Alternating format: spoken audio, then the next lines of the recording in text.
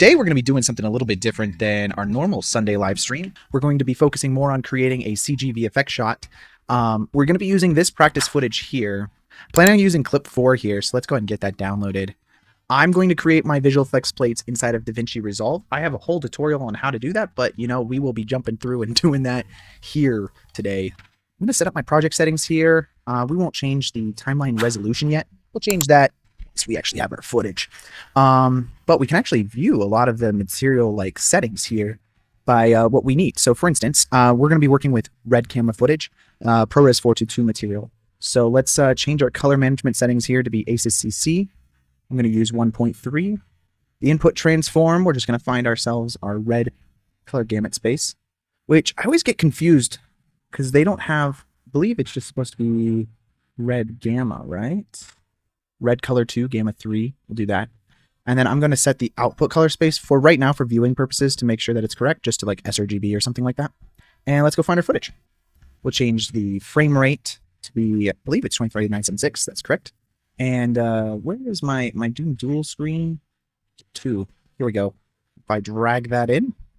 Okay, and then the next thing that we're going to want to set is the resolution. So 2048 by 1080 should be the correct setting. So I'm going to go to our master settings here, change this to 2048 by 1080. And so now we're not going to have any baked in black bars on our shot. That should all be correct. Let's change the color management real quick here to the output transform to be ACES CG. Create a new folder in here called 2024-0707 BG1, since that is our name of our shot. Go ahead and save that in there, and then I'm going to make sure the file name is also that with an underscore at the end of it, because we're going to be rendering this out as EXR files. So just swap that over to EXR. The only other thing is we want the file name to have 4 digits, because I find this is the cleanest way to do this. Set that to 4 digits and then have the starting frame number be 1000. So if we render this out now, we should have a proper visual effects plate. So things to consider. What color space we're working in is what softwares we'll be using. We want everything to be speaking the same language. And inside of Nuke, we have our default Nuke color management settings here, but we can also use an OCIO that we feed it. So I am using the Blender Color ACES configuration of color management by just swapping this to OCIO. That'll allow us to use that color space configuration. Let me real quick set up my workspace here. And now I should have this visual effects plate just work for us. So let's play this back, see what that looks like. I'm going to just add in a camera tracker here. And I'm going to use the camera tracker classic. Okay, I'm going to add in a roto here, and then let's add a dot. I mostly just want to create a mask of these people so that way they're not throwing off our camera track. So first of which I'll do this guy. Just create like a circle around him. And then every few frames or so, I'm going to want to create a keyframe. So I've got like frame, let's go to just 10 frames. And we can come in later and then create more in between frames. If you guys are just starting out with VFX, I really recommend learning to code, specifically in Python. I think Python is just such a powerful language for how APIs work, because knowing how to code in APIs between different softwares will save you so much headache later on.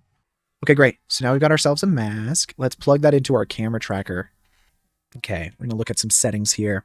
So we do know that there is a lens distortion on it. I'm probably going to say that there is an unknown lens, and the focal length will be a known 24 millimeter. So let's go ahead and track that. Let's just see how well this tracks. Should go pretty quickly. I mean, this is just 2048 by 1080 footage. If we go to our auto track settings here, let's go ahead and delete our rejected. And we're going to delete the unsolved. I think if we do update solve, doesn't really get all terribly much rid of anything. If we manually see like this tracker's throwing stuff off, we can delete these things manually. And you can test all of this out, by the way, by creating let's say a scene plus. I'm just going to get rid of the link output. If we go view that, first of all, it's going to undistort our shot. But also create this camera track cloud. We could just turn that off. We don't need to see the cloud.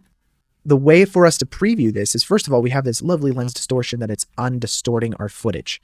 And now all we need to do is place a card of some kind inside of our 3D scene in order to be able to see that properly. So we'll go back to our camera tracker here and select probably like this point and this point. Let's do that. And I'll say create card. It's going to create a card that's going to intersect with those 2 points that we selected, which happens to be that wall. Now with that card, it's going to put that over here. Let's go view our scanline render, and we can place that card in, but we're going to need a texture to be able to preview this. So I just drop in a checkerboard and select that on scene. So we're just going to play that back and then make sure that it doesn't look all wacky. So that track looks really good, though. That looks really nice. Some other ways that I like to do this is, let's go to our project settings here real quick, and then we're going to set this to the 2048 by 1080 size window. There it is.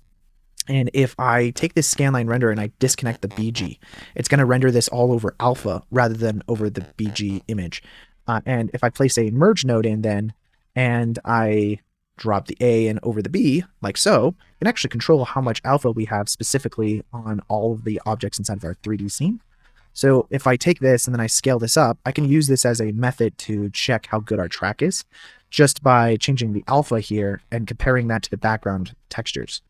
So let's build out a world in which all of this stuff is lined up properly. So I'm going to select this card here, and we're going to find the intersecting point where, like, kind of that, we can see using that point cloud where the corners are of everything. So if I kind of do that, just go here, we'll see that kind of lines up with that corner a little bit. I'm going to then go ahead and select 2 points over here that are roughly on the same wall, and then say create card. And that's going to create a card that is lined up with all the points on that side. Now, these walls are really wacky in the orientation of everything, but let's see. I actually want to have 2 probably, and then let's select the point cloud as well. But this card over here, we'll just plug in the checkerboard, and then we can rotate everything. And then, let's see. Let's rotate on the z-axis here and just set that to a 0 for ourselves real quick. We're just going to, because if we rotate that on the z-axis, you can kind of see that it's just rotating that orientation for us. I almost want to copy the exact same orientation that we have here. And if we change the uniform scale here, roughly get everything lined up again. And let's plug that card in. And that's the corner right there that everything is going to be lined up on. Let's create this up here so that way we know where this is inside of 3D space as well.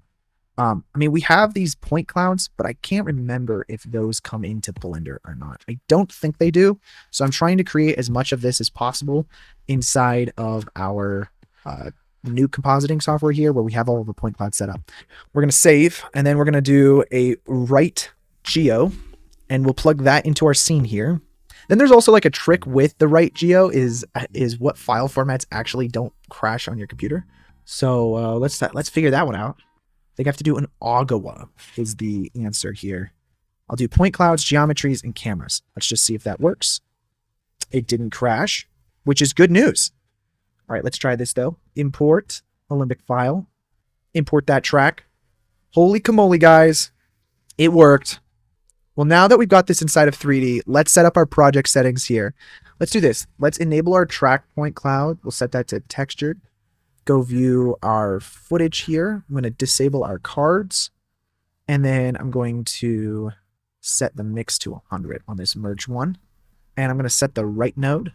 Let's do create directories and then render that out. I'm going to load the first image. We'll do image sequence, frames, set that to 1,000, set the starting frame number to 1,000. And then we're going to set this to front. And yeah, it's at 50-ish%. And then now, if we just play this back, theoretically, everything should just work. I'm also going to make sure that our viewport display on our camera is set to pass through. I'm just going to create a cube here, and then let's line this up from top view with this beam. All we need to do is create a empty, and honestly, it doesn't matter where it's at, but we're going to call this world. We need to get our video here to be oriented correct, because right now the orientation is really off. Now I can do that inside of Nuke. I feel like it'd probably be easier to do it inside of here. So if I grabbed this one and this one here, I can say this. Can I mark this easily? I feel like I can. This is going to be our X. So now I need to create a Y-axis one. If I grab this guy, and I just say tracks or ground plane set Y, I think that sets my environment up to be more correct. I could do it there, or I could just do it inside of here, right? I have these planes, for instance, and then all I have to do is grab the point cloud, the meshes, and then the camera, and then I can parent that to the world option, and then I say keep transform. And so then now if I select only the world option, I can rotate all of that around. Now I need to make sure that my world option is moving everything, and it's not moving my points, so let's just do that real quick. And then now I'm going to line this up roughly on the top view. I just kind of roughly want to create a top-down perspective of this entire environment, which should make the camera view upwards a little bit. And in the camera viewport displays, can I change the size of it? Yes, I can. Then I'll change the scales of all of these different empties here. We could probably just add in a new cube here because the cube will be facing upwards already correctly. And see, it's roughly the correct height already. So all I have to do is scale that out on the x-axis and then just rotate that. I think this is another thing I need to do here is let's take the world option and then I need to orient this to be somewhat correct. So we'll do that just by lining this cube up here. Just add like a single edge loop in here, and then if we grab all of that, just kind of move it upwards. And again, this is mostly going to be used for map purposes later, especially if we're going to have the drone fly behind it, which I kind of want it to like fly in from the sky, go, downwards. So creating like a nice 3D area to help us visualize where everything is in 3D space is going to be real killer for us. I'm going to just add in some edge loops here, I think. If I just grab these faces now and just extrude that upwards, then just do both sides of that. That's pretty sweet, actually. Honestly, then we just probably fill in that and fill in the other side of this.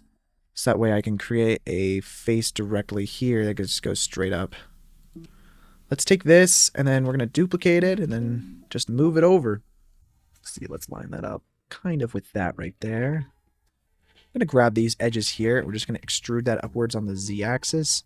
Now that's not going to line up immediately, but that's fine. I'm just going to do that myself. That's going to create a nice back wall there. Let's get this other wall kind of lined up. I think that's one thing I wish I did. I mean, I don't know. Like you have different things I think that in life where you're like, oh man, it would have been fun to do that. I don't know if my degree that I have is more in the world of education and computer science, which is cool to me. But sometimes I do wish that I went and got like a film degree or some kind of like animation visual effects degree. But I also don't know that it's for everyone. All right, now we got that done. Let's work on some of the lighting aspects of this. So for right now, we have a couple different references of what the lighting is supposed to look like. Here was some balls and charts that they shot. We can kind of use this as our reference of what our, lighting is theoretically supposed to look like. I already downloaded an HDRI. Obviously, the HDRI is going to be somewhat close, but not perfect. But we can determine that ourselves. Okay. I'm just going to add in a UV sphere here, roughly, where our subjects are supposed to be. Set that to shade smooth. And we just need to light this. Okay. So I'm going to create a new material and we're just going to create a glossy kind of ball material. And we can do that really easy by just removing the roughness and increasing the metallic. And honestly, that already gets us where we're supposed to be at. So I throw that into render view. Let's save this. Let's go to cycles. Swap that to GPU. And then change my preferences to make sure that I've got OptiX selected. Fantastic. So for our world settings now, let's import our environmental texture, which is going to be our HDRI. Next up, I'm going to create a new collection inside of our main collection here. Actually, let's rename this collection to reference. I'm going to call this reference lighting. Let's select this entire camera hierarchy. We're going to move that out. And our cameras are still here. I'm going to move cameras to its own collection, hold camera. And then all of these cubes that we created here, we'll just throw that under reference lighting. And let's enable just that as a reference. It's all just reference, guys. And so we have reference lighting, and then we just have reference. We'll just throw our sphere under reference, and we'll just enable viewport display, but disable the render pass. So everything inside of that collection is not going to be rendered. But now you'll notice that our lighting is really off. And we can determine from the rest of the sequence that there is a concrete floor here. So let's go ahead and add a concrete floor. And then for the material here, let's just select a new material and just create like a rough kind of like somewhat grayish ground. Let's go into our Adobe Photoshop here, and we're going to paint out our people running away. And we're going to do this on the EXR plate that we created. Probably just grab like the last frame. On my 32-bit right now. Let's do 16-bit. That's fine. I'm fine with doing 16-bit. She's gone, guys! Wow. That is magical. That's insane. It's too good. Actually, I've never done this. I want to test this. I want to see if this is possible. Let's go into materials here, HDRI, and then I'm just going to create a whole new image. Go image. Let's do canvas size. So 4096 by 2048. And then go, let's see, image, canvas size, 4096 by 2048. Scale it, guys. I don't know if this is possible, but I want to test it, okay? If this is possible, oh my gosh, you guys have no idea. I'm going to select our image that we have here. Oops, I did a bad job of selecting. And then just invert the selection. And then we'll do generate fill, and we'll just say 360 footage. I don't know. Will that work? No way, guys. No way that worked. So it creates a 360 camera angle.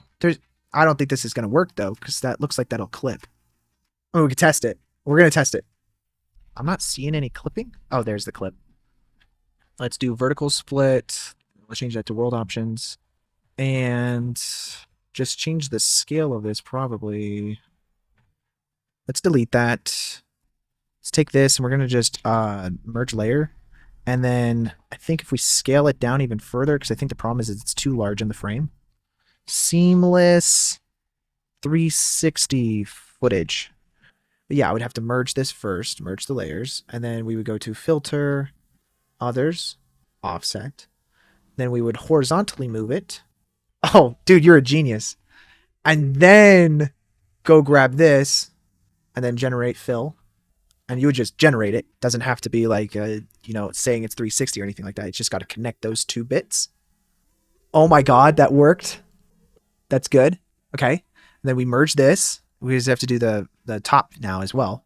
So we merge the layers. And then, I don't know. Can you do that though? No, because this is all... Oh no, that's actually perfectly fine because it's all just going around in a circle at the top. Oh my God, it works. Okay, so then you take this and you export this as a PNG. Let's load that in. And a single image it is. Now you've got yourself a seamless texture.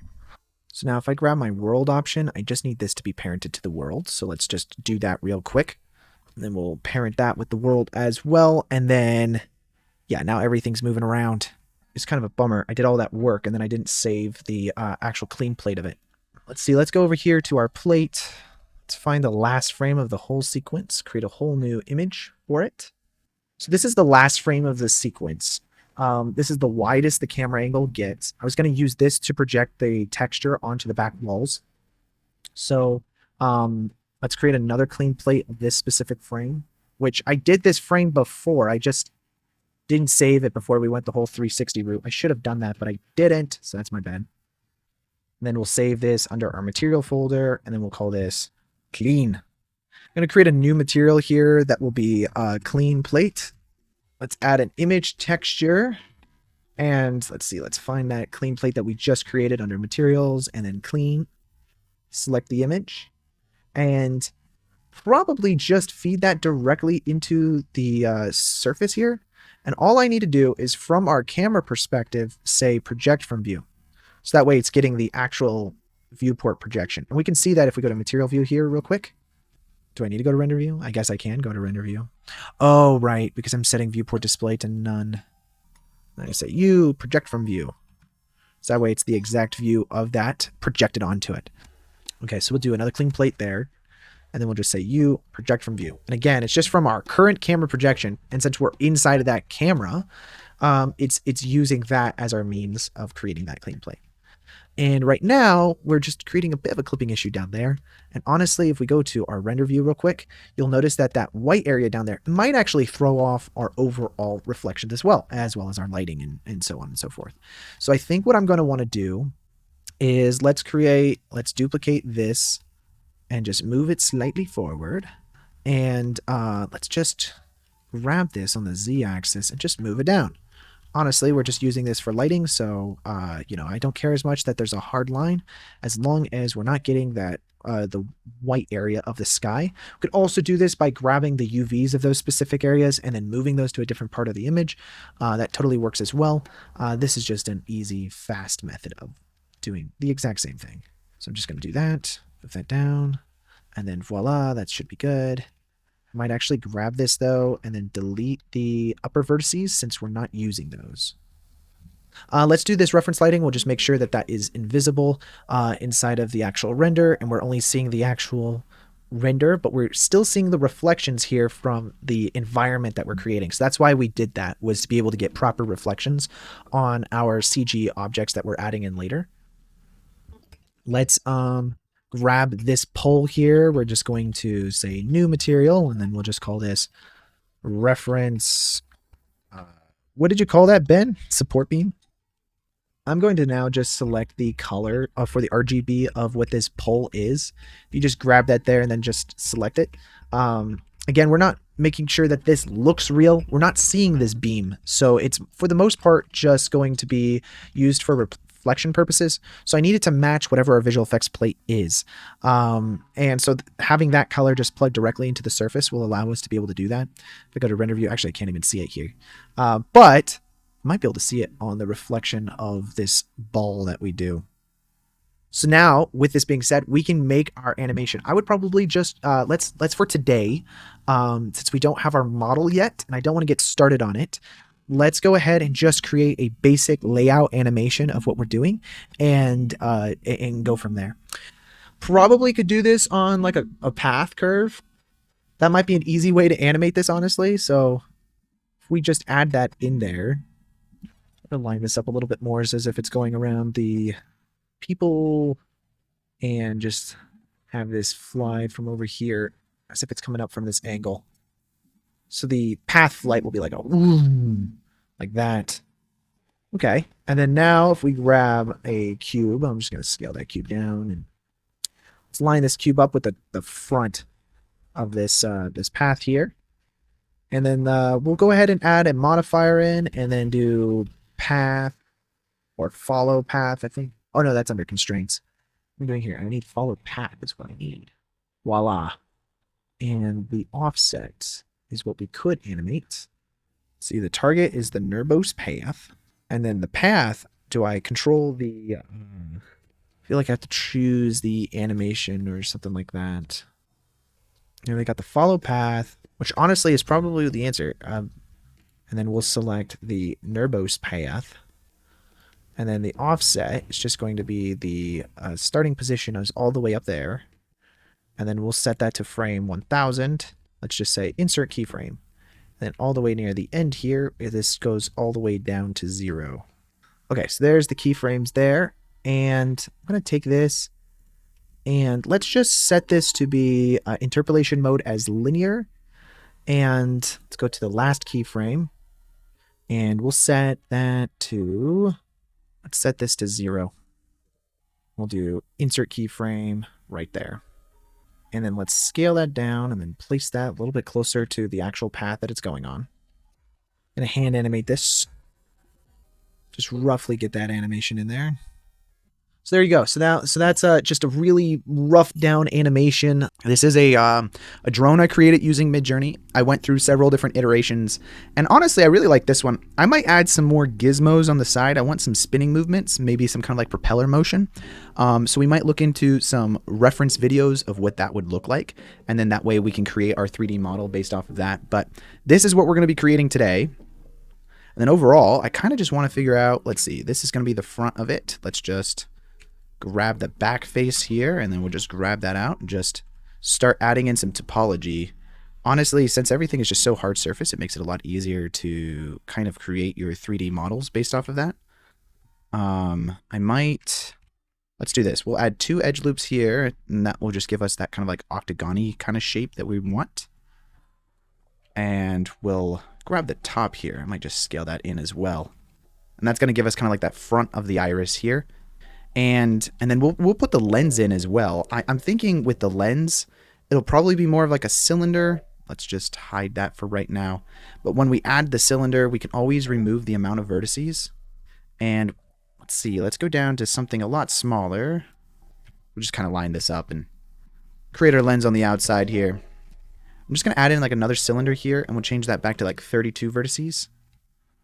And then rotate that. We're going to use this as a Boolean here to get more of a smooth kind of interior for this lens. Now really it's just like how thick do we want this outside kind of edge.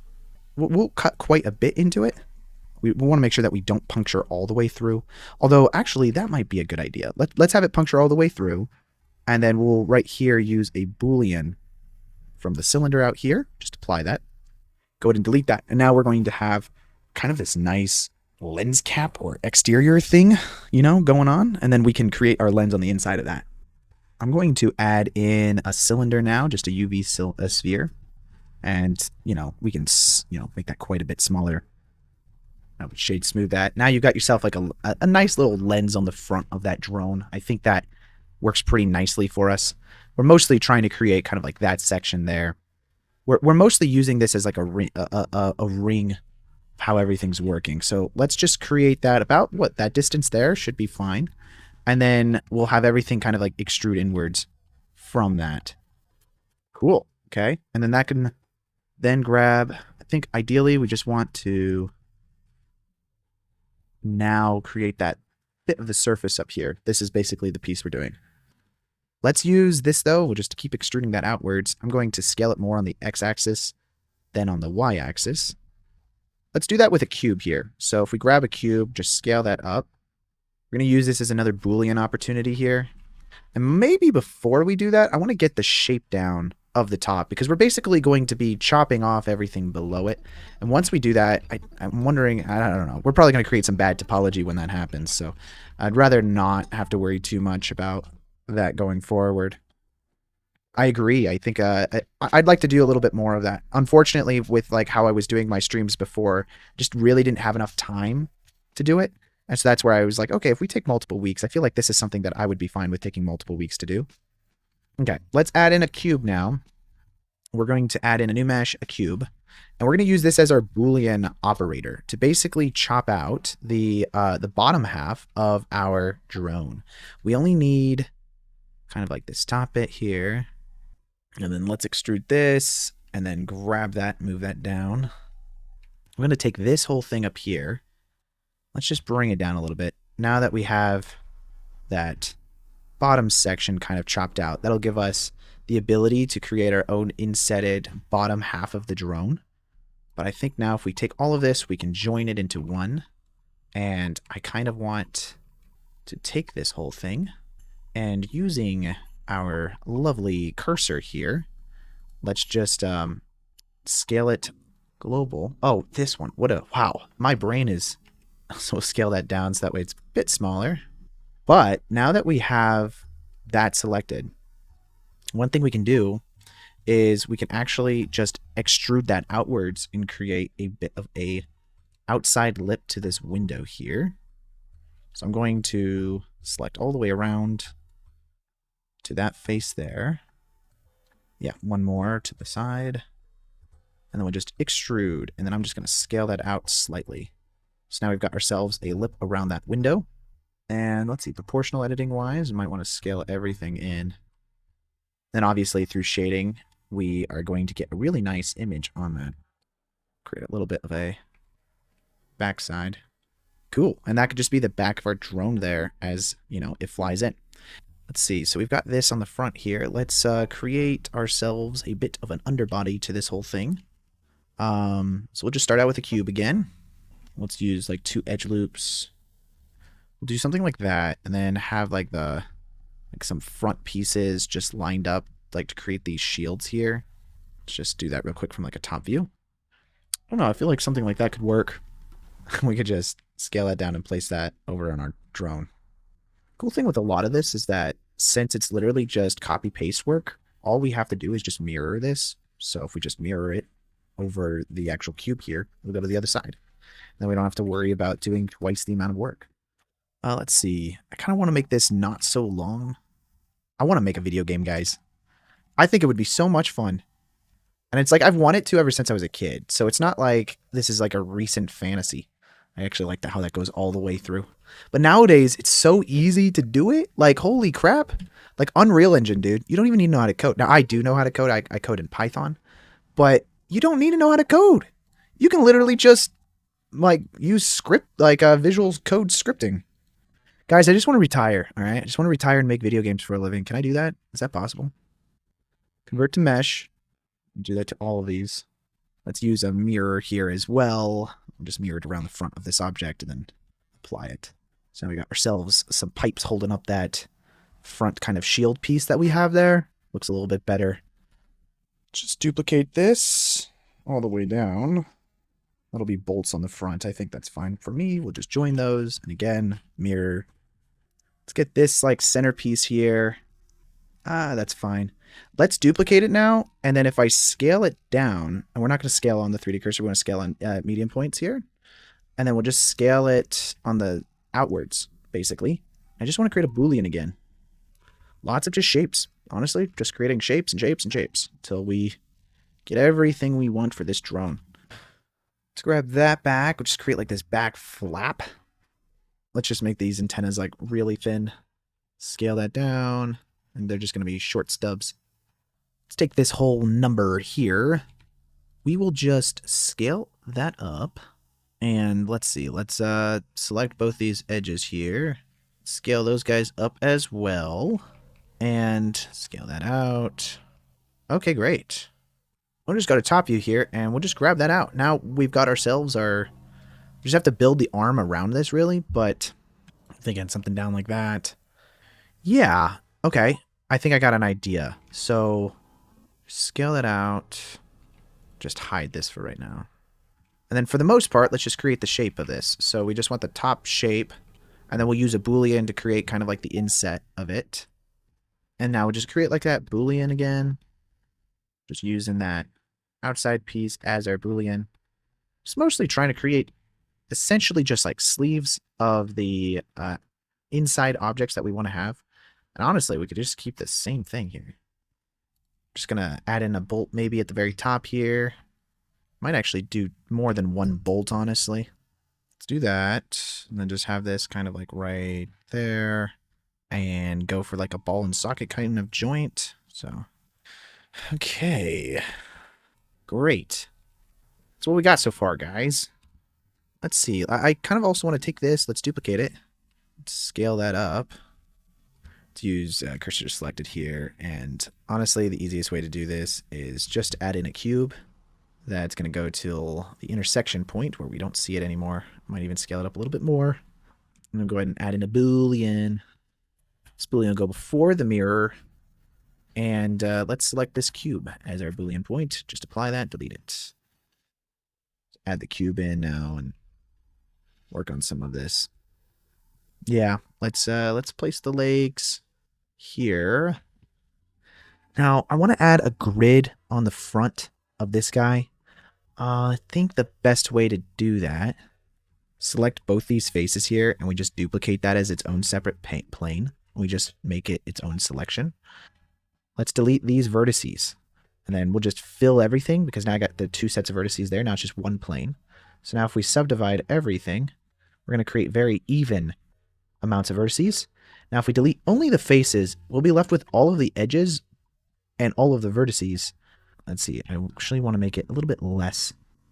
Let's try this. I want to add one edge loop in the center and then do it again. So that way it's a little more square-like rather than more rectangular-like. And then we'll do the same thing again. So delete only the faces. We've got a little bit of a bigger grid this time. So we will convert this to a mesh. Or sorry, we'll convert it to a curve. And when we got that, we'll have our curve options here. And under geometry, we can extrude the depth of this by a small amount. Not too big, but like a small amount, like 0.01 should work totally fine. And that's going to create ourselves like a nice little grid that we can have on the front of our flap, basically. So if I unhide my object again, so now we'll have ourselves a grid. And the smaller those squares are, the smaller our grid is going to be. I think that is a perfect size for this particular instance. So now if we select the bottom and the top and this kind of like connecting area, just go ahead and extrude it, scale it out a little bit. Now we're only going to have the grid in like a specific area, and the rest of it's going to be scaled out a little bit. I think that adds a nice little extra bit of detail to the entirety of that section. So now we've got two pieces of grid that are interconnected. Oh, right. We have to convert this back to a mesh, which will just convert back to mesh, and then we'll join that together. Firstly, let's go to top here. Move this out a little bit, and then we will create the inside of that as well later because, you know, it's two-parted. There's going to be a second part on the inside there. And then like right about right here, we want this kind of like needle-like thing to pop out. So let's add in another cylinder and just rotate that. Okay, great. So that's the kind of like first bit of the needle that we'll have on here. And honestly, we just, you know, we can extrude this again, scale it to the size that we need it. Press Y, make it a little bit easier later. Now we can just extrude this outwards. So I'll just join that all together, and that's going to create ourselves that front needle injection site for that drone. So now if I just join this part of everything, it'll just duplicate it to the other side since we're using that mirror. Do a cursor to select it on it, honestly. Let's add in a cube. Kind of line that up with the bottom if I can. Okay. It's decently nice. Just gives it a little extra support on the bottom edge. Doesn't feel quite like it's just like not that connected to anything. This, let's see, we need to kind of connect all of this now. So let's do the same thing on that end of it. Just add in another cube here. And same thing. I'm just going to add in a mirror though. So that way it's on both sides equally. And let's just scale it out. And scale that up. Scale it in. So that way it's like multiple joints basically. Let's object. Keep transform is what we really want. Go ahead and add just another cylinder in there. I'm not gonna lie. I do kind of want it to go in a little bit, but not that much. Let's just scale it down. Move it in slightly, not too much. And then extrude it all the way back. Let's add in a few wires on the inside here. Whenever like I feel that there's not enough details on something, I feel like just adding in some wires just makes it look so much better. I might just go with these legs here. It's just the easiest thing to do for us right now. So I'll do that by just adding in a cube. Let's just add the cube like that. Just a little bit thinner, I think. Yeah, that's going to work fine for us. And then now we'll just take that all the way down till about there. And then we'll extrude it downwards, I think. And just add a nice little edge loop there. This is where, honestly, just go straight from using a cube to adding in that extra detail. Now we have our nice little drone legs. Let's add in some wires on the front half underneath here. And then we'll go into adding a little bit of extra detail on the outside of this here as well. So let's select our cube that we have here. And I'm just going to extrude this downwards. Okay, that's not bad. And then now we'll just go ahead and add in a cylinder that we'll just chop through that. Scale that up, get that roughly the correct size and location. We'll just add another boolean in. There we go. We want to create like a propeller almost. Let's do that. Now with that propeller, let's take this and okay. Select that sphere that we just added over there. Say cursor to selected. Then we'll say Shift S, selection to cursor. We'll have to scale this down to the right size. Actually, this isn't going to work. It's because that sphere isn't actually in the center. So what we have to do is select our circle, just the circle. So go to wireframe here, select just the circle. Shift S, cursor to selected. There we go. Shift S, selection to cursor. Delete. Okay, so now if we duplicate this, rotate it 20 degrees, and just keep doing that. I'm just going to manually set it. There we go, guys. Got ourselves a propeller on the back of that. Let's add in an HDRI that we can use. I'm thinking we'll just use the same environmental texture that we used previously. I'm going to swap over to cycles. We'll use their GPU, make sure that our preferences are set correctly for our system. So anyways, let's go ahead and jump on into shading this thing. So right now we're starting off with basic materials for literally everything, and we just have to add in some nice grime and ugliness to everything. So one of the things we will be using on this specific project is the Surface Imperfections pack that I have. Let's go ahead and add in a new material, and we'll do this one by one. Unfortunately, I did join quite a bit of stuff together, so let's just create a base material for everything. Now with our base drone, let's find a nice metallic texture. I like using Polyhaven or Polytextures, Polyhaven Textures, and they've got a lot of great different materials that we can find on the interwebs. Let's do our displacement, our normals, and our roughness. Now right now, it's going to try to do this using our green texture that it has. And obviously, I don't necessarily want our texture to be green, so we'll just have to make some adjustments to that. Let's plug all of this in. I know this isn't correct yet. I'm going to use a normal map, and we'll just plug our normal into that normal map, so that way at least that's correct.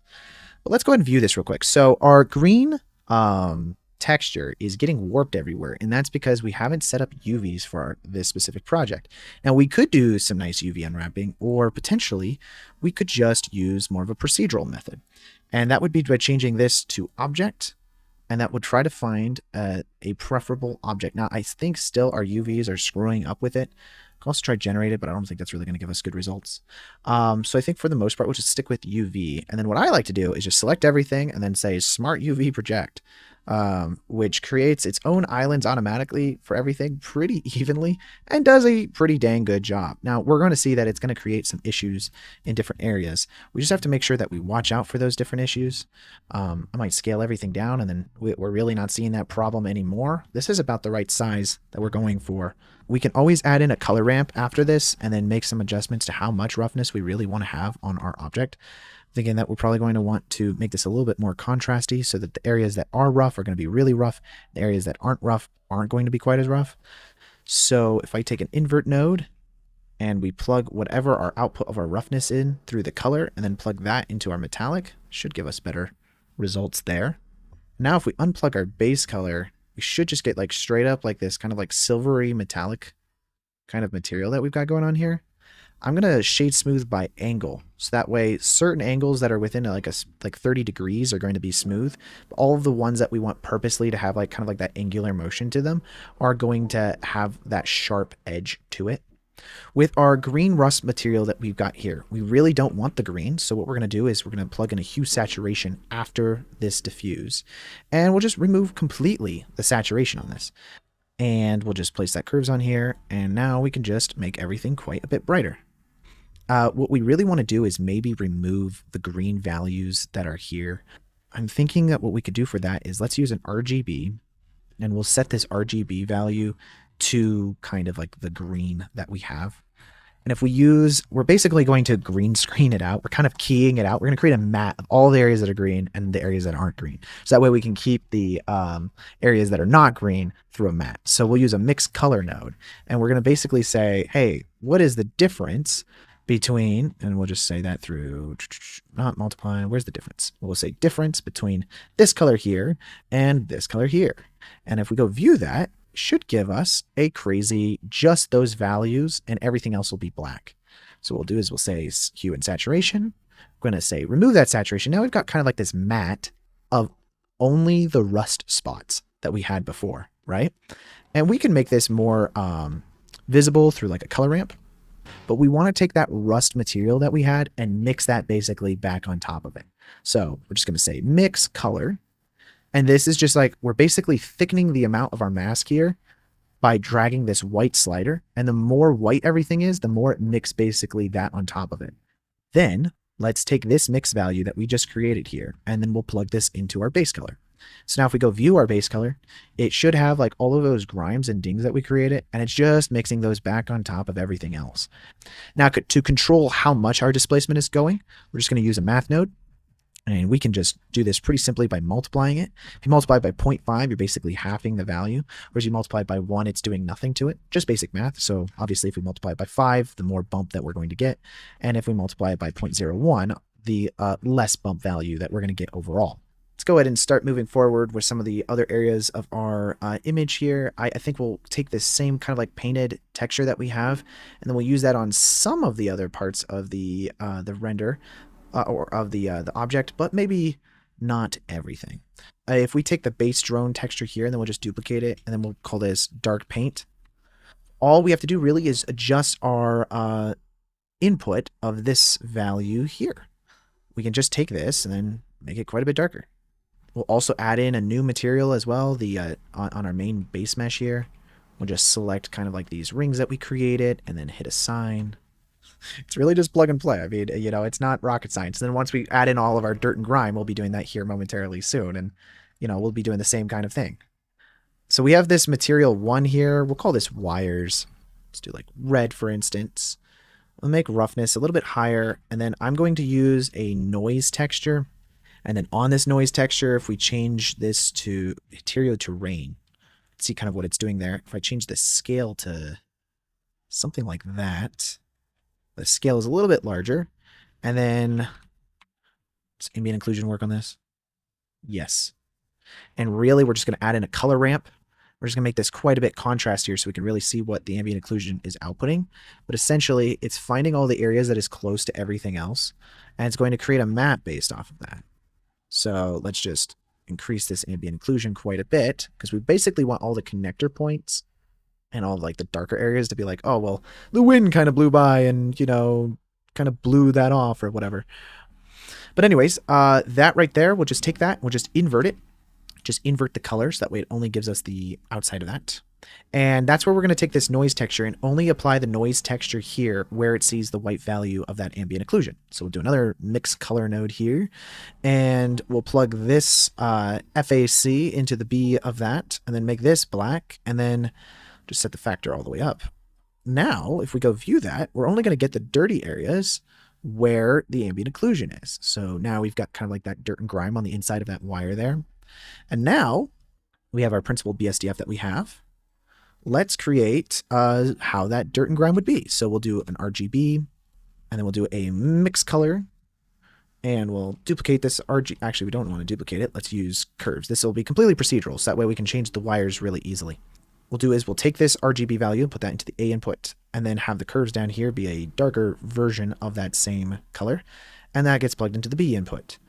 And now only the areas in which the white exists, that'll be the FAC, will it create kind of like that value. So now if I have like a red wire, it'll have the darker sections of that red wire in the areas in which it's creating on that mask. Now I might need to use a color ramp to really make this a little more contrasty. There we go. Okay, fantastic. Might want to do real quick. Let's go to all, see if they do have a wire. No, they don't. They have rubber, although it is the same material that I want. Let's just use this guy. Here we go. And then we'll go to textures here, and I just want basically the roughness. So just take the roughness here, plug that into the total roughness of this texture, plug that into the base color of it. Let's view this principled BSDF real quick. And then now we have this roughness, which I might use a color ramp on and just make it quite a bit more rough. And again, we'll just add in our mapping. Let's try object to see how well that does. Well, we can always go to the material here and just say select. We'll go use smart UV project. Let's take that, and then we'll just scale everything down a little bit. Not by much. We'll just do it by like 2, or I guess by a little bit. All right. I didn't know that that wasn't going to work. So we'll take this value here, and then we just use that as our roughness. So we'll just plug that into roughness. So now we're going to get ourselves some nice little wires that we've got going on. And what we could do also is this value here, we could just say, hey, let's use another mix color, and we're going to take the value, we'll just say plus, honestly. So we'll just say over, and let's just do plus. Where's that at? Add. And we could just take the this value here of our FAC, and then just straight up plug that into our factor of this guy. And yeah, I mean, we're just plussing basically the grime on top of it to make sure that that's like super rough. And then that can just get plugged directly into our roughness.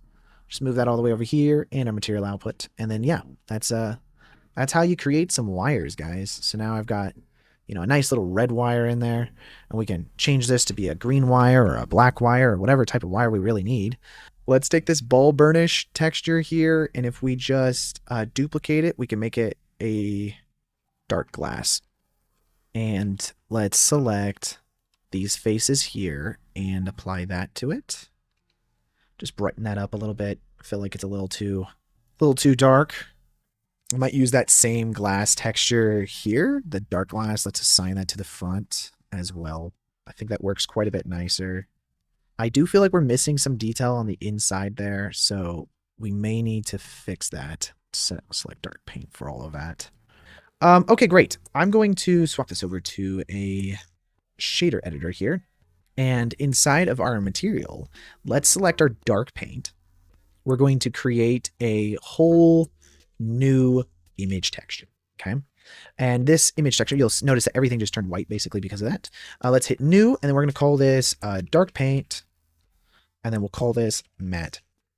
So everything that's in black is where the dark paint is. And now we just kind of have to paint everything. Now, the problem we might run into is our dark paint texture and our UVs specifically are over multiple different objects. So think about it this way. If there's a quadrant on your UV on map, if we paint, let's say, this area here, and that area exists here on this version of the shot, that will throw off our matte. So we kind of want to be careful about that.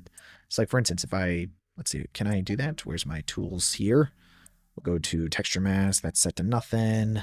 Great. All of this should just work. So if I just paint that, where's that going? So if I just paint one spot here, that's going to paint right there, but then it also is going to paint like right there. And it's not the worst thing in the world, but like, obviously if I paint right there, actually we might be able to get away with this, guys. I want to view everything that has the black texture paint, which all of this turned white for whatever reason. So we've got our dark material selected. And I want to go ahead and add in some different texture masks. So I'll go to our new material here. Let's open up a texture. Now I have this Surface Imperfections pack. I've talked to you guys a bit about it before. You can find this on my Patreon. If you guys are a member, you guys get it for free. So, you know, consider subscribing. But it's got like all these wonderful different matte textures that we have here. And I kind of just want to grab some kind of, let's do this Smudge 01 texture. Should work for us pretty nicely. And for our texture here, I just want to remove the texture, but I want to keep it under texture mask. So if I go select texture under texture mask, every time I paint, it's going to be using that material. The only other thing that I kind of want to have turned on is rake and then random. So now when I'm painting, it's going to randomly orient this texture in different angles. So let's just go through, and now I'm just going to hand paint in some of the areas in which that I want. Okay, and then let's just dirty everything up a little bit more. Wow, guys. Dirty drone looking good, man. Let's say cursor to selected. And then I only want to add in another UV sphere. We're just going to make that on the inside of this thing here. And let's call this red light. Just assign that. Just create an emission now. Like it red. Decently bright, maybe not that bright. Go back to render view here. And then we'll make sure that this dark glass, I think specifically, we'll select dark glass again, but I want to call it dark eye glass. I want the main base principal BSDF here to be somewhat visible through it. So if I just grab a glass BSDF and then we make it the same exact gray color, I'm wondering if we can get the same results. Where's my red light? Why aren't you coming through? Oh, that's right. I have to update this guy to be the dark eyeglass. Let's hit assign now. And then made that way too bright. And then let's see. Let's take this dark eyeglass now and then increase this to like a 3 or a 0.2. What does that look like? What is a 0.2? It's kind of cool. Like the little eye looking through the glass there. Let's add some dirt to the legs down there, and then we're going to rig this up. Dude, I love this red light that's coming through. I think that looks great. And we have these fans back here. All of this looks fantastic. Fantastic, baby. Fantastic. Now let's go ahead and create a, a movement. We'll have to rig this guy so that way he actually works. I mean, for the most part, it's a drone. It's not really going to be crazy rigged anyways, but we will want to be able to move some of the legs and have it fly around and stuff like that. So let's go back over here to our layout option. Now, we could go a couple different routes with this. We could just have everything parented to the main object, and then since it's all hard surface stuff, we don't need to actually have bones in here, which actually might be the way I'm going to do this, just because I'm lazy, and sometimes I like doing things the lazy way. That's not necessarily the right way to do it, but, that is a way that could be done. I'm going to add in some constraints here, and then I'm going to say limit rotation, okay? And we're going to limit X and Y. Yeah, I'm going to want to limit X and Y, but I need to figure out what the X rotation is set to. So the X rotation is set to that. So if I go back to my constraints, and I limit the X rotation 3.26 or... Oh, wait a second. I'm copying the location. I need to copy the rotation here. So let's go back over here to our constraints and then paste all of that. So now this can't rotate anywhere except for you can't rotate on the X axis at all in that area. So let's do the same thing for the Y. Let's copy the constraints for the Y axis. So just say paste, paste. So now when I rotate it, it'll only rotate on the Z axis because this specific hinge only rotates on the Z axis. This, we can always just parent it to this, but we'll get to that in a second. Next, let's select this guy and this guy, okay? And we'll select all the bolts as well, all right? So just select everything that's not that arm, and then select all of that and say P selection. This is all going to rotate around this ball and socket. So we say cursor to selected, and then we'll say, well, actually delete our limit rotation for this guy, and then say object set origin to 3D cursor. And then now this is going to rotate around that ball and socket. And I just need to parent this to this guy. So now that's going to rotate like that, and then this can rotate, however I want it to rotate. And then of course this is just going to follow that. Now we just have to do the same thing for the other joint. Let's try this. I want to add in an empty. Let's take this and parent it to that empty. I'm just trying to see if I can get this thing to rotate. Yeah, there we go. I'll have to create the parent. But anyways, so this thing, let's create another constraint here for the limit rotation on this. Because I very specifically want this to only... So we're going to limit the X rotation, and we're going to limit the Z rotation. Let's limit the location as well. And we'll set the location to X, Y, and Z of all of these things. Awesome, guys. Now we got ourselves a flying drone. The only issue with this is I think the center of mass is off for me. So let's do cursor to selected. Let's create a cube. Yeah, there we go. And then now if I say object set origin to 3D cursor, it's going to rotate correctly. Now I got ourselves a drone, and this is what it looks like so far. So this is our drone that we modeled today and textured. And rigged. I mean, it's just a basic rig because everything was just so, it's just UVs, honestly. But ours, it's just hard surface modeling. So it's not too crazy, but we have a little light inside of our drones that way it could fly around. We're going to take this and we're going to animate the drone today. So it's going to be some fine detail animations of what we're working on. So this is where we're at right now. This is the camera track that we've got so far with our super rough cube animation. This isn't the drone that we will be using for our shot here. We are using Action VFX practice footage. So if you guys want to grab that, you guys can go to the YouTube live stream, scroll right on down, and then under resources, I would find the Action VFX link. Where's that at? We should have one right here. Go over to Action VFX, and they have all this wonderful practice footage you guys can use for different types of visual effect shots. We will append ourselves a collection. I think I was in the wrong project file, but let's do that again. Append, and then we go to our Model 02 collection, and then select that in collection. We'll instance the collection. Hit append. There it is. Scale that down. This is going to work so much better. Let's just line this up here real quick, and then we can get to animating this thing. So we'll take this cube here, just line that up with this guy. Control P, object keep transform. This cube here, let's just turn off the visibility of it. I think as the camera is pulling away, we can just set a keyframe here. I kind of like this, but let's just offset the arms here So we're just going to first get that going there.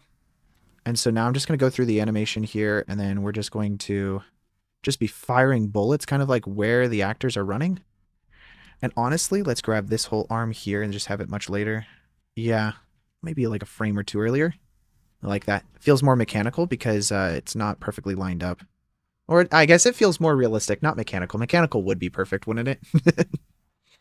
For my sake, right now, let's add in a new camera.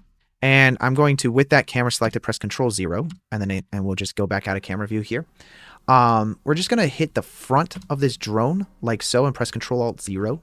And if we now select the drone and then parent this camera to that guy, then it's going to move with the drone, which will allow us to let's just see things a little bit easier. Let's just work on some of these legs here. Kind of have these pop in a little bit more like that, just giving it a little bit of movement. I like that a little, you know, that's nice. Just adds a little bit of movement. Okay, now we've got that. Let's go back to our other camera here. So this is going to be our, let's call this drone cam. I got my caps lock on. That's what's going on here, guys. Drone-cam. And that way, if we ever need that again, we can just do that. So I'm going to press Control 0 to this camera over here, Control 0. And let's go back into camera view and see how this shot looks. I want when it's coming in, I want the arms to be a little bit tighter, as if it just barreled down into the shot. And let's just have it yank outwards, as if a little bit of weight for it kind of happens all at once. So let's do that.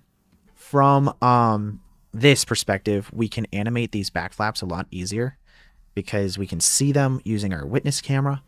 So let's just say as he's flying down, he's going to fly down. Probably need to flight correct this, right? I'm not a flight expert, but let's just say that's the correct point of view. Then these guys jump upwards like so. We can't really see it from that high up. And I'm not really too concerned about these things being jerky, because realistically, robots are jerky, right? Here's what we're going to do. Right now, it's only rendering or playing back at 17 frames per second. So a trick that I like to do is let's set a output project directory for this thing. So let's go to streams, most recent stream. And we're going to say that this is going to be 06. Let's do 07 output. And inside of here, I'm just going to call this temp. And inside of our temp folder, we could just call this temp. And then let's hit accept here. And we can set all of our regular settings how we would normally do it. So I'm going to use OpenEXR multilayer. The color management is going to be following our ACES pipeline, which we've installed before on Blender. So that should all be working perfectly fine. And now all I need to do is we need a quick render. So we're going to go to camera view now. And let's go to camera view. Let's see what material view looks like. Probably don't want material view, but anyways, let's go to solid view here, and then we're going to hit view, and then we'll hit render animation. If we do viewport render animation, this will do a play bash basically of our camera perspective or whatever our viewport looks like. So I always just go to camera view, and then it renders out the camera view into the EXRs into that folder that we already designated. So now I can open up my own Nuke compositing software and I can play it back in real time really quickly. This is a nice way of being able to cache stuff and be able to see what your Blender animation looks like, especially if you're not getting quick playback inside of your Blender viewport, which is very difficult when that happens because, I mean, how are you able to judge your animation if you're not able to see it? I'm going to use a shuffle node here. And just like we always do, we're just going to swap this to combined. This is going to allow us to be able to see everything here. So let's just cache this out, play it back. Right now, we're just viewing to make sure that, like, you see this part where it like dips down. I feel like this doesn't feel smooth to me. So let's fix that. So we're going to go over back into our Blender settings here. Do I like 4.2? I haven't tested out 4.2 yet. I'm still on 4.1. I haven't messed with it. I actually don't know what the big changes are coming. The problem is that here's the thing to realize, guys. Whenever there are new versions of stuff, doesn't mean you necessarily need to update your Blender immediately. Because if, for instance, there are bugs or problems with the software, then you're going to have problems inside of your production. So it's always worth it to kind of hold off. That's why they have an LTS version. The LTF is called the long-term service, which just means, that's basically for you to be able to know that there's less bugs in your software, especially if you're doing something that's for production, because otherwise, you can have a lot of problems. So here's the thing. we have this as our cube. This is driving all of the animation of like the location of our drone that's flying. We can fix this by opening up our graph editor over here, and we can actually select everything. And if we press Alt-Shift-0, it creates little keyframes on every single frame, because you'll notice that if I don't do that, we only have the keyframes that I created inside of our timeline here. So if I press Alt-Shift-O, it adds Alt-Shift-O, it adds keyframes in between all of our keyframes that we did. And now you can see the graph very clearly. And so all I have to do is press Alt-O, and it actually smooths out our animation. So for something like a drone, this will be really nice because it's supposed to not be moving super rigid. Like when it comes down here, for instance, if we select all of that and we press Alt-O and just smooth that out quite a bit, we'll make sure that there's no popping motion that's happening here. Yeah, that dips a lot better. I don't like that giggle wiggle right there, dude. What is that giggle wiggle? You see that? It like goes left, down. Let's figure out that giggle wiggles. That's on an 85. Kind of like goes over and then down. I'm going to delete both those keyframes. I think that works a lot better. Okay, I like that. I think we're good here with the drone shot. We're going to just close this nuke comp. We don't need that anymore because that was just our viewport render, of course. So now let's set up some stuff here, some stuffs for the render, okay? We're going to enable motion blur. Now here's something that I'm not quite sure of. I always like the motion blur out of Blender better than motion blur inside of Nuke, because I find that when you do Nuke motion blur, it feels 2D. Just because the way the blur is happening, it's not happening the same way that if it knew the 3D movement would happen. So yeah, I'm not quite sure, but I like to do motion blur out of Blender, which does increase your render times, by the way. Let's go ahead and just do this. We'll do center frame 0.5, and then we'll hit render animation, and let's just see how long these renders go. So we're going to load in our comp. So we do that by going to our plate, just load in our comp. And inside of our comp here, we could play this back if we wanted to.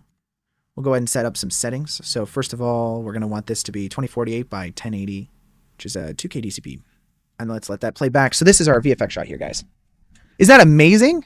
Nope, doesn't have our drone in it. So next up, we're going to add our drone. So we'll have to replace this later with the final drone, but we have part of it. So we'll go to our output folder, and then we load in this. And we'll just add in a shuffle node and then change that to combined. And let's see, let's move that over here. And then we merge this over top of our actual footage. Now we have up to frame 1040. So let's do one of those later frames.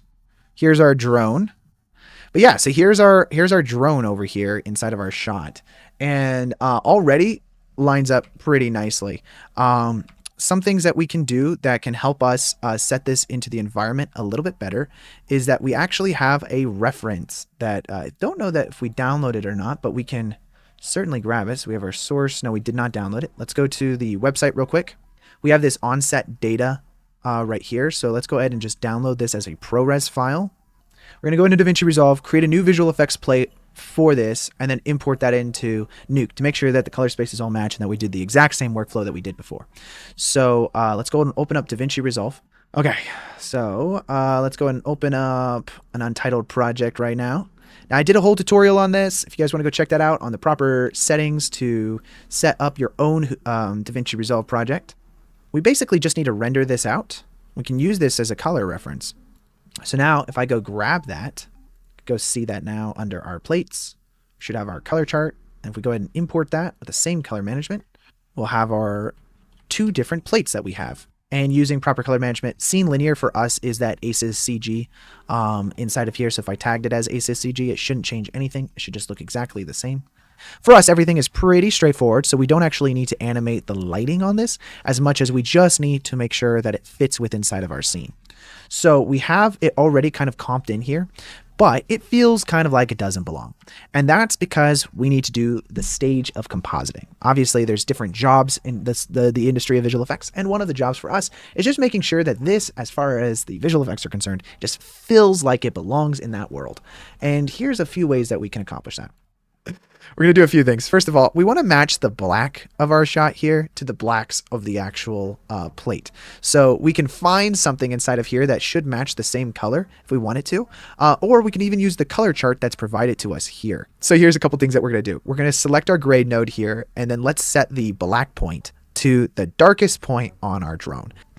So if I set the black point to something like that, that'll allow us to be able to adjust our drone based off of this lift value now, because this lift is essentially going to give us the control over the blacks of our shot. Okay. And now we need to be able to do the same with the white value. Now, unfortunately, there's nothing clipping inside of our drone here, so we do need to be careful about what we select. I'm going to select the whitest part of the drone, which is just the tip of that needle that we have going on there. And that's mostly a gray value. Okay. Now, if we open up our, color charts that we have here, we can actually take the lift of this, and we're going to just find a black on here that relates as much as possible, which funny enough is not on the color chart. I kind of want to do this right here. I think that should work just totally fine. And then for our gain, we're going to select the check box on that as well. And we're going to find the gray value, not a white value, but like a gray value, because again, we're relating the gray values here. Now, if we go check our shot, we could see that if we enable and disable that, it's actually going to change the color values of our drone a little bit. One thing that we are going to want to make sure that we're doing is using a mask through the RGBA alpha, so that way it's not adjusting any of the color in the non-alpha parts. And that's going to set the color of our drone to feel more like it's within inside of our scene. We can always tone back these grains as well, by the way. Let's do this one here and then change the grain amount to be much less. Grain size is totally fine. Now we just got to be way less on the grain. Something barely there, because that's going to match our initial plate, I think, but a lot better. And there's our regrain. So we'll do a virtual lens. That's going to happen before it places it on the merge. Okay. I think you can easily go too much on a lot of this stuff. Turn off the diffraction glow. I like it a little bit better, smaller, I think. Yeah, that works nice. Let me refresh our frames here so that way we know we have all of them. If anything, we actually need to probably sharpen this a little bit, just a tiny bit, for the virtual lens. Okay, great. And then, of course, also before the virtual lens, we want to do a bit of a light wrap, I think. Light wrap Pro. What is this? I think we should probably change the size to be a little smaller, right? Yeah, that's pretty nice. Let's take out the sharpness that we have here, and let's just render this out. Okay. Let's try the upscaler inside. I might have to remove motion blur and then just apply it with inside of Nuke. That'll just give us better options. Oh, wow. That is really good. Let's do this, and then we're going to just output these EXRs, and that way we don't have to look at that every single time. Let's do 08 pre-render. I need to create a roto of the dude that's running away, so that way the drone goes behind the dude. So let's open up DaVinci Resolve to create some rotos instantaneously. I mean, we could also use the ModNet inside of Nuke, but my experience is not super good, or it's about the same as DaVinci Resolve. It's just slower. Let's go ahead and open up a new DaVinci Resolve here, 2048, 1080, and we'll load in our plate. Never used person mask. I wonder if it works better. I actually don't know. But let's try person, since there is a whole person standing here. Well, that actually worked really well. Then we hit better. Let's try better. Give me a better person mask. It's honestly just got to be close. It's just got to be close enough, okay? I don't think the gun needs it because it's in his right hand, so the gun's going to be on the other side of his body by the time the drone's flying by. Although this is weird. What is going on up there? Why is that flying off? Like, what is going on here? Let's just feather the edges a bit, right? Just do a bit of a denoise. And let's go over here to material, and then we will create one called matte. And let's go ahead and just save it into this folder. And we'll call this a dude matte 01. Let's delete our stroke that we did here. I'm just going to select this guy. And we're going to go back to object mask, I think. And let's just do faster. And then we track it. Guys, that's so good. That's so good. That's ridiculous how good that is. There we go. We're not going to use the upscaler right now. Instead, we're going to now remove where the mask is. So let's do that. Let's go to our material here, go to matte, import our drone footage, apply that as Rec 709, because that's what we know we were using inside of DaVinci Resolve. And now, with our virtual lens and everything, we actually want to remove the drone whenever it's behind. So this is a real easy thing to do. Just going to add a merge node in, and we're going to use this mask tool. And instead of using the alpha, we'll just use red. Now, when you're chasing, you should fly behind the guy. Yeah, like right there. Perfect. Oh, right. Time offset's off. It's like, why is this not working? It's probably because the time offset's incorrect. So if we go to input here, you'll notice that it starts at frame 1. We could actually do this more effectively, though, inside of DaVinci Resolve. So let's go to the color tab, zoom in on the arms that we have here. And we're going to just change the blur the radius function here to match the arms as best as possible. Okay. Now I go back over to the render tab. So we just render that out. Great. And then let's load that in now. Blurring the radius is fine. Might want a little bit of denoise. Overall, changing the radius might be shrinking it a little too much. Okay. And then let's try rendering that out. See what that looks like. Perfect, guys. That's looking a lot better. Let's see what this upscale looks like now. So we want to upscale that. And then we're going to reformat this. Overall, I think adding just a little more contrast to it just to make it a little bit darker and less milky, I think helps a lot. Blend it in a little bit nicer. Oh, I like that, guys. That looks nice. His arm does a weird thing at the end. What is that? Pops up and it's doing this. Let's fix that. It's like this arm here. It's like flings outwards. Oh, it's that. So let's render from 1100 outwards. An easy way of doing this is just going to our output folder. I'll pull it up right here real quick. And we need 1100 onwards. So let's go to details, 1100. And we updated these keyframes. So delete keyframes. And then now let's go over to our Blender and then we're uncheck overwrite. So now when we hit render animation, it'll only jump to the very end of the sequence, 1100 and onwards, because those are the only frames that we don't have rendered. Also, what the hell is that? Do we see that in our rendered? We do. What the heck is it? Oh, is that the one flapper, bro? Let's do our grade adjustment, color correction, and then let's do a merge node here with a roto, and let's do it this way. We'll do a stencil. Let's just, we need to get rid of this. So just create a roto. Just, it's fine if it's there the whole time, honestly. So now if we go view that, it gets rid of it. Perfect. Looks pretty good. So then it'll just go, right? So it just takes like 2 shots. I think that's the move. We get it to go, so right when she flinches, I want the first shot to go, boom. And it's going to miss, but it's going to be before her reaction time. And use a constant here. We'll do all this before the lens distortion gets revamped. But let's just grab like this gray value from up here. I think that's a nice color for what we're trying to do. We'll do a merge. And honestly, I'll just use just a regular roto node. Track backwards here. So this is how I want to do it. We're just going to draw in a roto node like so. Blur that bad boy. Set to like an RGBA or something like that.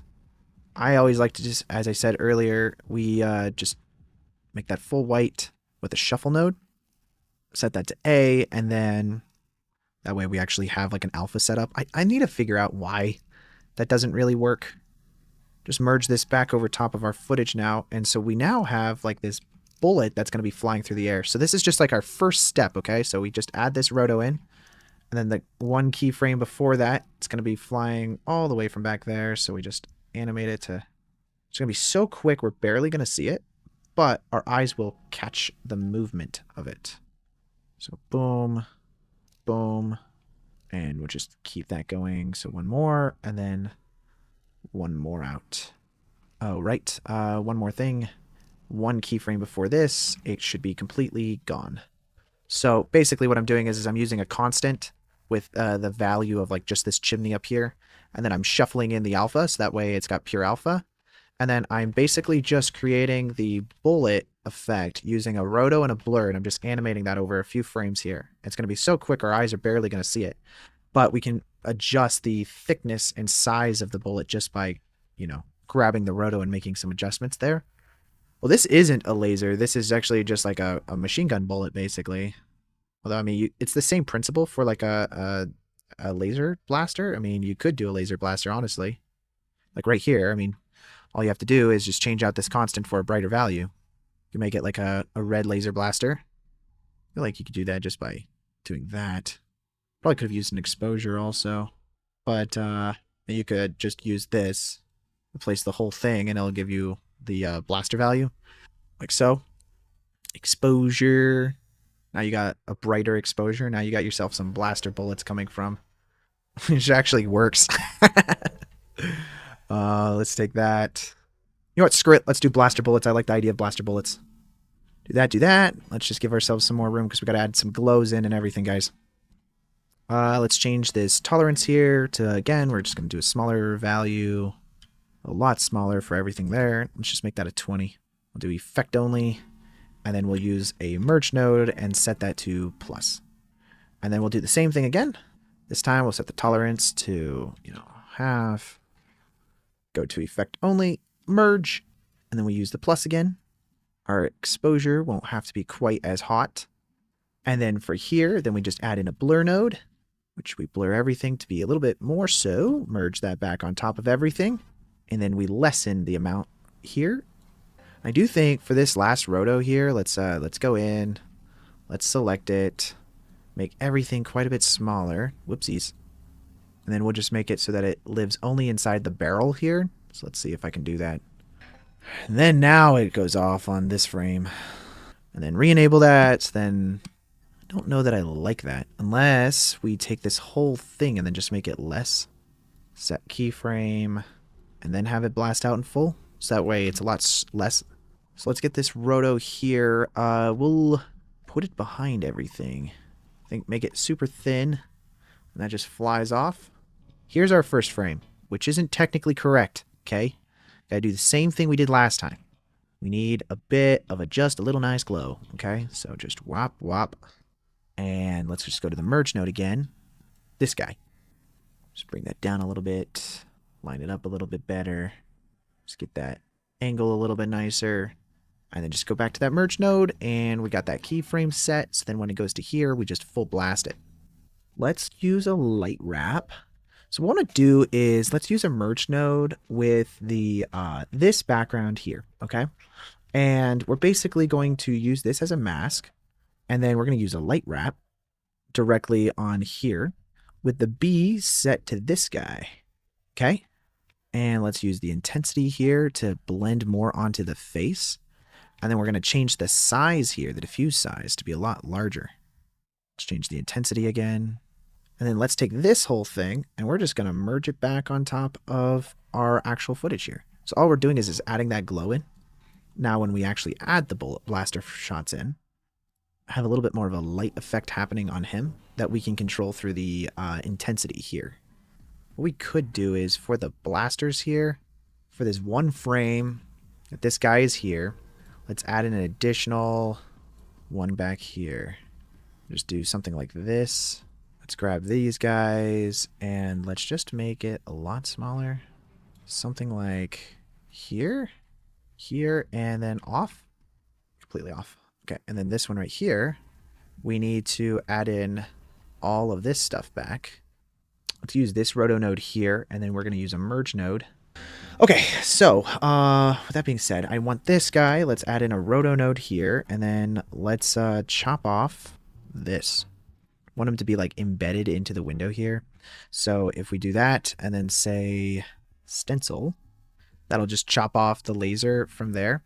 And anywhere that we create a roto, and luckily this is only one frame, so we don't have to do this on a bunch of frames. We don't have to track it. We don't have to do any of that. We just basically just need to line it up on this one frame. And that's just going to be the blaster inside of the window. And actually, I lied. It's not one frame. It's multiple frames. But it's not that complicated. It's just like move your roto over for those additional frames. Is it because this is not pre-malted? There we go. That worked. Okay. And let's just go select this roto over here. All you have to do is just change the opacity here to be less if that's what you want. So that is the reflection on the window there. And how about the second shot? I would imagine we would see something on the second shot. So let's just go do that real quick. The color corrector, let's go to the highlights. Just boost the gain. Oh, that actually looks much better. Okay, guys, I think that's going to be it for this live stream series on creating a drone VFX shot. If you guys like the stream, make sure to hit the subscribe button and the like button below. We do these streams once a week, so next week we're going to start a whole new series. If you want these project files, they'll be up on Patreon. I'm going to upload these to Patreon. I might render this out first, that way I can upload all the final stuff on Patreon with the final plate in here and all that stuff. But you guys can actually get the 3D model of the drone, use that for your own liking, and then of course the visual effects plate, which you guys can grab on Action VFX's website. I hope you guys liked this video, and I'll see you guys next time with a new video, which I don't know, I haven't decided yet what it's going to be, but I'm sure it'll be fun. I'm sure we're going to have a great time doing it. I'll see you next week.